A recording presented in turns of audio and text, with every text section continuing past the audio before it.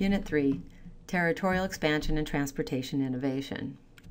Between 1787 and 1890, the United States acquired a great amount of land in North America. This territory would eventually be absorbed into the United States of America. In the early 19th century, we've seen that in the eastern part of the northeast United States, many Americans were engaged in social reform. But at the same time, many began to migrate westward, first into the Ohio Valley, which was then known as the Northwest Territory. By 1810, they migrated west of the Mississippi River. By 1848, many Americans had moved to the far west of California as a consequence of the gold rush. Most of those who migrated did so for economic reasons and opportunities. Most Americans were small farmers, and the West provided land in abundance as well as resources and freedoms.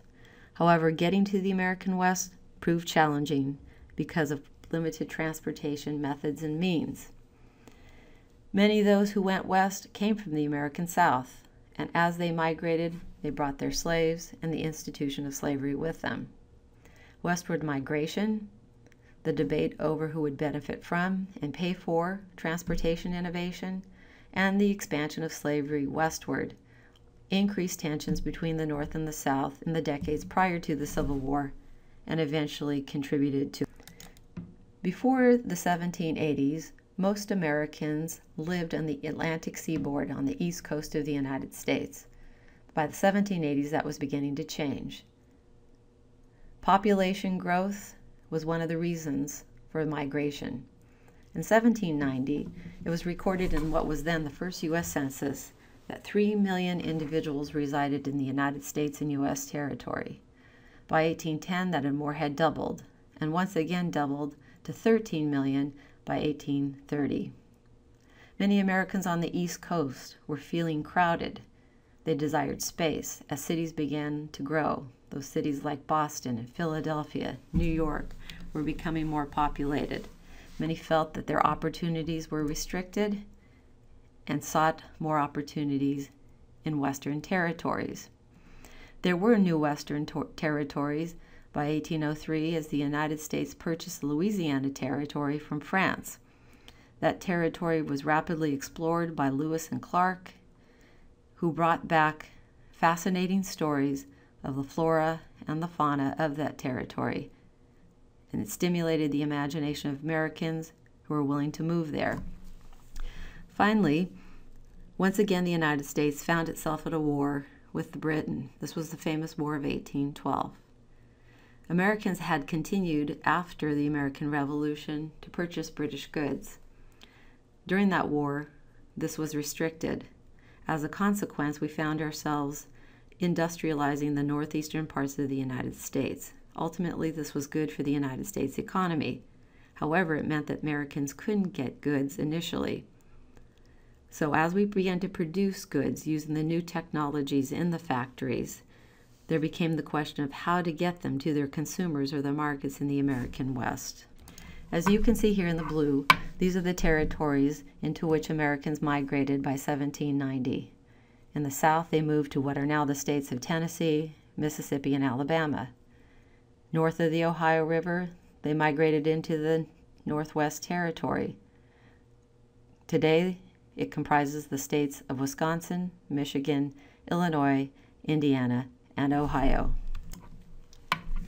This is now the Northwest Territory in 1787. During and after the American Revolution, the states of the United States north of the southern border of Pennsylvania ended slavery. Slavery had never been as pervasive in the northern colonies as it had been in the South. Consequently, the southern border of Pennsylvania became known as the Mason-Dixon line, the dividing line between free and slave. As Americans moved into the Northwest Territory, the slave debate was once again raised, as was the issue, how would territories be admitted as states? When we created the United States of America in 1776, that was an easily answered question. The original 13 colonies would become the original 13 states. But now with westward expansion into the Northwest Territory, the question once again surfaced and was solved by Thomas Jefferson, who authored the 1787 Northwest Ordinance. In it, it stated that a territory could apply for statehood when its population reached 60,000. It had to set up a government. In the case of the Northwest Territory, Jefferson put some parameters on how many states could come from this territory. No less than 3, but no more than 5. He wanted to prevent too many small states from being created, but also one large state. Interestingly, although Jefferson himself was a slaveholder, he also proved himself to be a gradualist. We've talked about gradualists before in this class in the social reform movement. Gradualists opposed slavery, but did not call for its immediate end. Instead, they wanted to gradually contain slavery to a specific region where eventually they believed it would die out. Slave labor would be replaced by free labor. So consequently, towards these ends, Thomas Jefferson prohibited this territory, the Northwest Territory, from allowing their states to be admitted with slaves. This eventually helped prevent the spread of slavery into the North, however, caused an unforeseen problem. It expanded the dividing line between free and slave from the Mason-Dixon line down through the Ohio River. As Americans began to move towards the 19th century, they found their country divided between North and South, free and slave. Americans continued to migrate west into that Louisiana territory that you see in front of you. The acquisition of the Louisiana Purchase, as it was known, doubled the size of U.S. territorial holdings. Many Americans began to migrate into this territory, particularly in what would become known as the Missouri Territory. So many people had migrated that by 1819, the residents of Missouri wanted to apply for admission for statehood. It was west of the Mississippi that this territory lay. Also, 10% of the population was comprised of slaves. Many of those who had come from Missouri came from the South and brought slavery with them. So here's the point.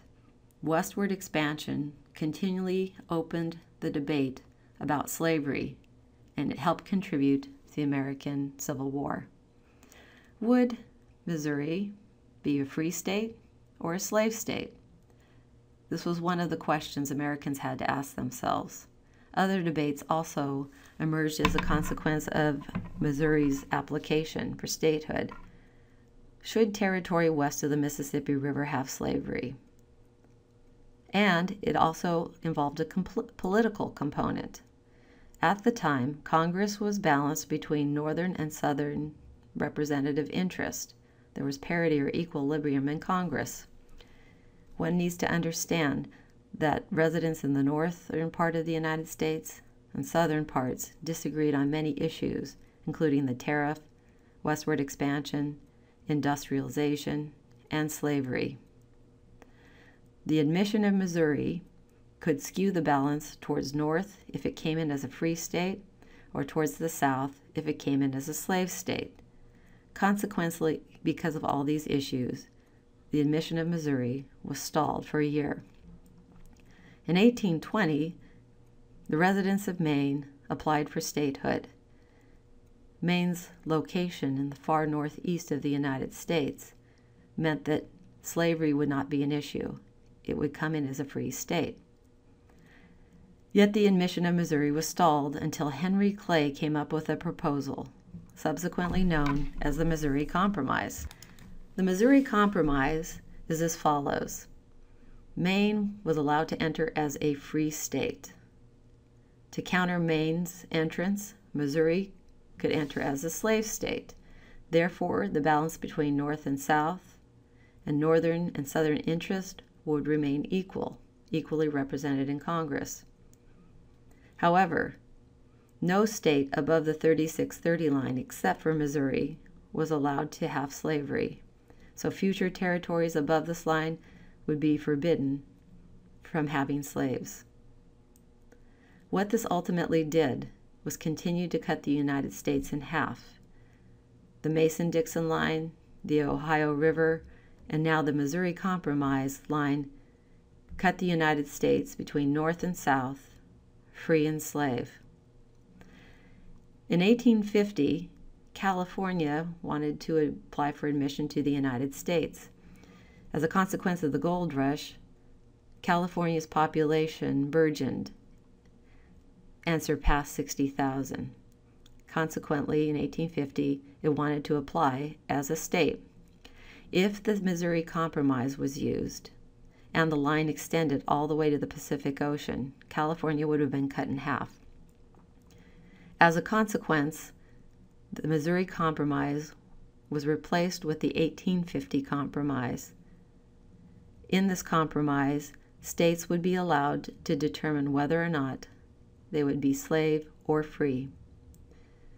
On the upside, war was averted.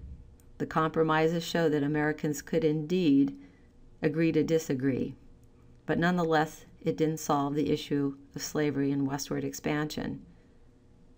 By 1860, Americans would be moving towards civil war, and westward expansion and slavery would be two of the reasons for that.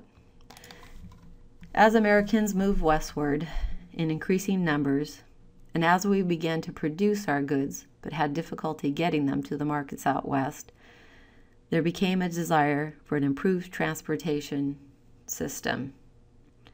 As I told you earlier, the methods of transportation of people and goods were slow. One went by foot, horse, wagon, or if you used the waterways, you went by barge or boat. The question, however, arose, who would pay for this new transportation system? Would it be only the people who used it? But as our economy grew and more people relied on those goods, would everybody be taxed to pay for a system that maybe perhaps they did not use? Eventually, this would lead to greater divisions once again between the North and the South. The earliest and the first area of innovation occurred in roads. Prior to the construction of the National Road, travel was fairly cumbersome. If you lived on the East Coast, in cities like New York or Boston, you'd find yourself walking or traveling upon cobblestone, which can be rather difficult. Of those roads that did exist, they were private. One had to pay to use those roads to travel on and to transport goods. It was hard to travel oftentimes great distances because of weather. When it rained or snowed, it made use of these roads, which were dirt by and large, very difficult. By 1790, however, as more people began to move westward and more goods produced, there was a proposal for a national road. This would go from Cumberland, Maryland to Wheeling, West Virginia. It brought up the question as to who would pay for such a road. If the residents of Maryland only used that road, it would be clear that they would pay for it. But now it involved at least two states and eventually more. This became a federal or a national issue. Consequently, the federal government did in part help fund the creation of this road that would go eventually all the way from Baltimore to St. Louis through the Ohio Valley. As a consequence of St. Louis being one of its endpoints, St. Louis became the jumping-off point for many Americans to migrate westward, oftentimes first through covered wagon and eventually through the railroad. As a result, St. Louis has acquired the nickname the Gateway to the West. And if you go to St. Louis, you'll see the famous St. Louis Arch. This led to westward migration and the transportation of goods. The National Road proved to be very significant in the development of the United States. But notice again that it is connecting the East Coast to the Mississippi River through the Ohio Valley. This is a northeast to northwest road. It does not connect the north to the south. Many Southerners began to wonder whether or not they should pay for something via taxes for that which they did not use. A second area of innovation involved waterways. In the northeastern part of the United States and in the Ohio Valley, there were a vast network of rivers and lakes. Many of the factories on the East Coast were producing goods, but as we can tell, It was difficult for them to transport these goods to the residents of the Ohio Valley and westward with a problematic means of transportation. The solution was the creation of canals, the most famous the Erie Canal. Canals are man-made waterways that connect two bodies of water. The Erie Canal was over 300 miles long and extended from Albany, New York, to Buffalo, New York. Its construction began in 1817 and was completed in 1825, and ultimately it connected the Hudson River to Lake Erie and the Great Lakes in Ohio Valley. It was so well used that it was paid off in 10 years. Here you see that a canal and the man-made waterway. Here you see the Erie Canal in a postcard and in its entirety. Songs in the early 19th century praised the Erie Canal. The third area of innovation was on riverways and came via steamboats. Previously, travel on waterways could be cumbersome and dangerous. They used small boats and flat barges to drag goods over great distances. But as noted, there were oftentimes problems with current. Going against the current proved difficult, or in times of drought, which did occur. The solution: steamboats and the use of Robert Fulton's steam engine. You can now use steam power to power boats on rivers such as the Ohio and the Mississippi rivers. You can see what they looked like from these pictures. Not only did they transport goods in bulk, but they also transported people. Many of those traveling preferred to use the steamboat as a method of transportation, and consequently they became also known as floating hotels. Finally, at the very end of the transportation revolution came railroads. The heyday of the railroad will be after the Civil War, the 1860s, for about 1920. However, their onset began in the 1830s. This also had to do with the utilization of the steam engine that powered the engines on these railroads. Most of these railroads were constructed in the northeastern part of the United States and also in the Ohio Valley. You can tell that from the map below. A series of rail networks developed, once again, however, connecting the northeastern part of the United States with the Ohio Valley, and not the north with the south. Many Southerners consequently alienated from this innovation and refused to pay for such networks. Many of the lines were short, like the B&O Railroad. You might recognize that name if you've ever played Monopoly.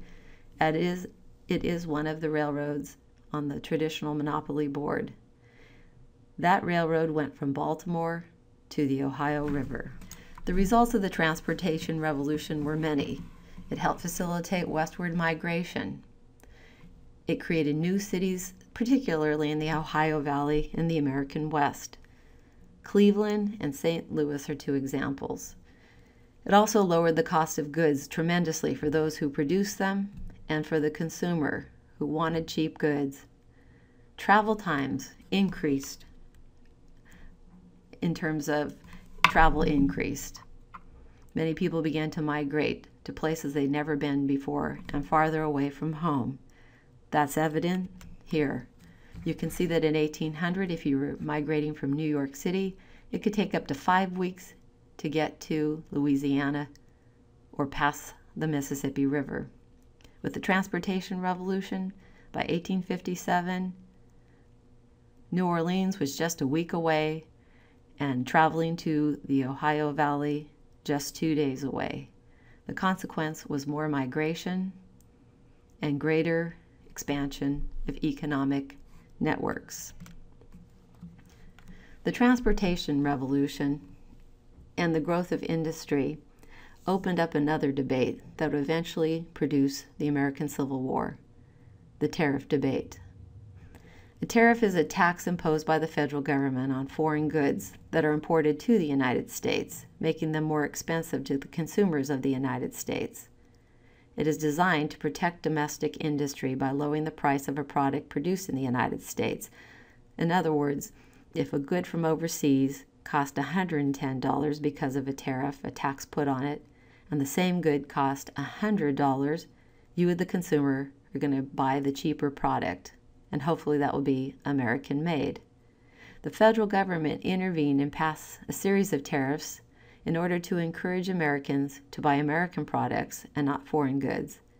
It was also designed to stimulate American industry that primarily was located in the American Northeast. The tariffs that had been imposed since the late 18th century and continued in the 1820s and 30s proved to be problematic. Many Americans felt that this was the federal government's intervention in the marketplace. Many Americans cried, "Didn't we fight the American Revolution to free ourselves of such economic tyranny?" Most of these peoples, of course, believed that the federal government's intervention in the marketplace should be minimal. Problematic also are the counter tariffs that result. Oftentimes when one government imposes a tax on imported goods, that country will counter with its own tariffs, making American products more expensive. Consequently, Americans became divided over the tariff issue and over the benefits of imposing tariffs by a federal government.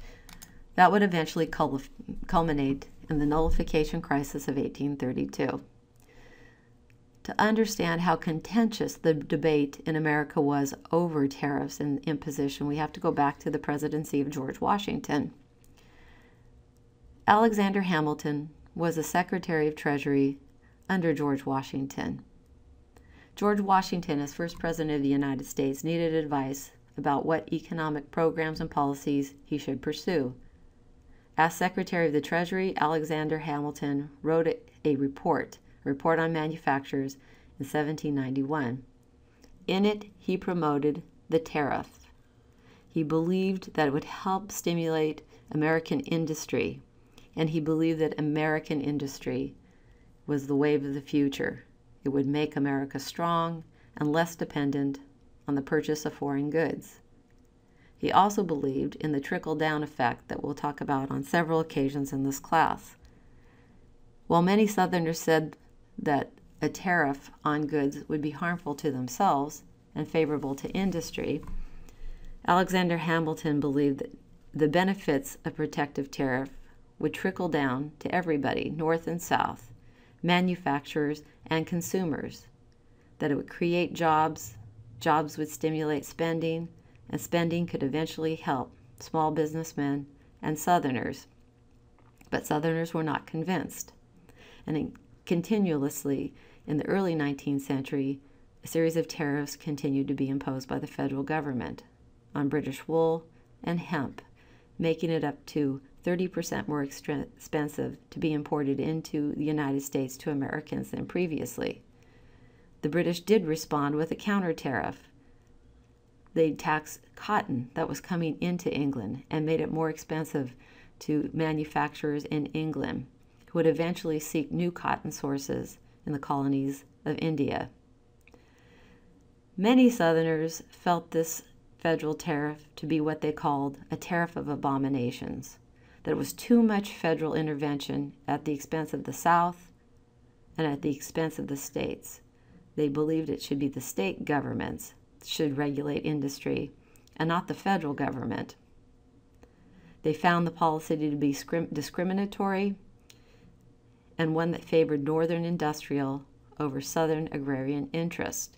In other words, they were divided over the tariff, and they also thought that the federal government was taking sides, northern industrial side over southern agrarian side. They also believed that the federal government was imposing too much control.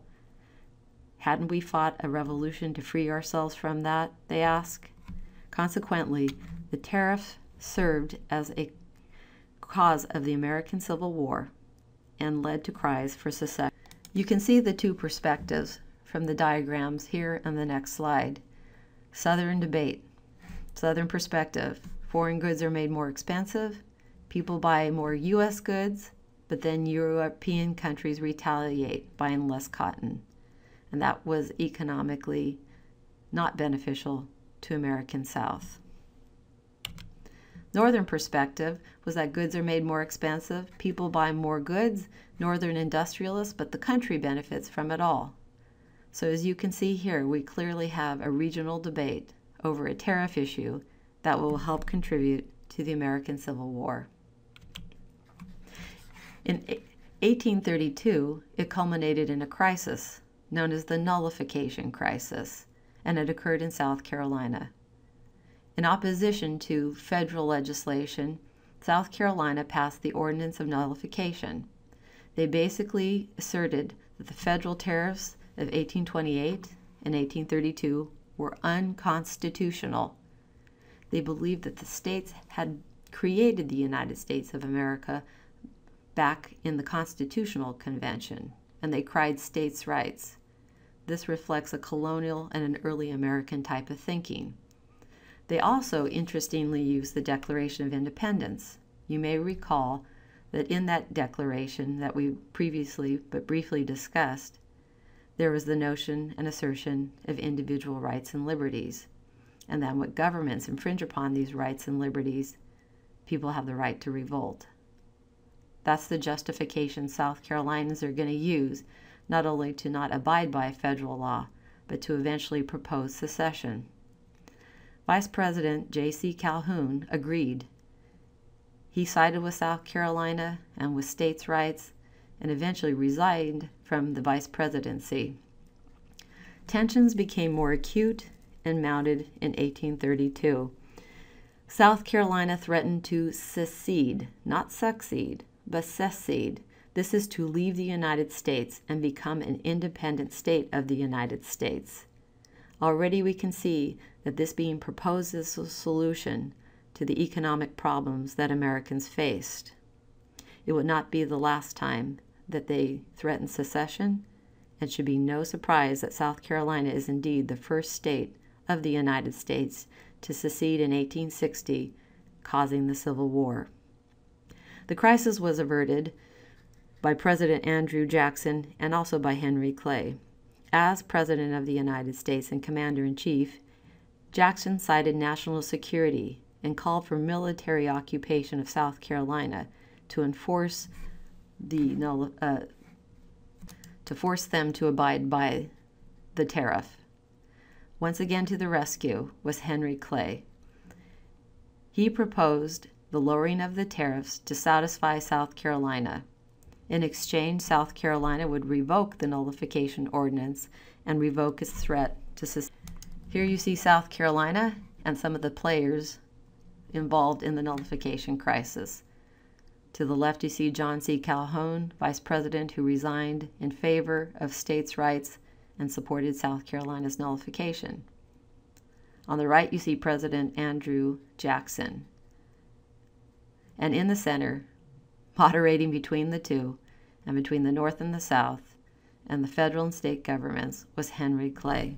To conclude, the expansion of U.S. territory offered economic opportunities to Americans. It expanded economic democracy in the United States and created jobs. We'll be talking more about those jobs, particularly in the industrial sector later on. But it also opened debates about slavery and territorial expansion.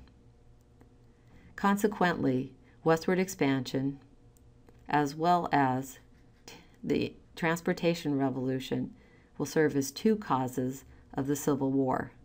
As you can tell, slavery was a cause, but not the only cause for Civil War.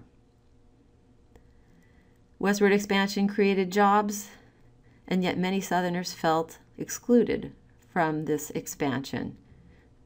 They felt that in many respects they were being left behind, that the transportation revolution occurred outside of their region, and yet they felt that they were paying for things they did not use.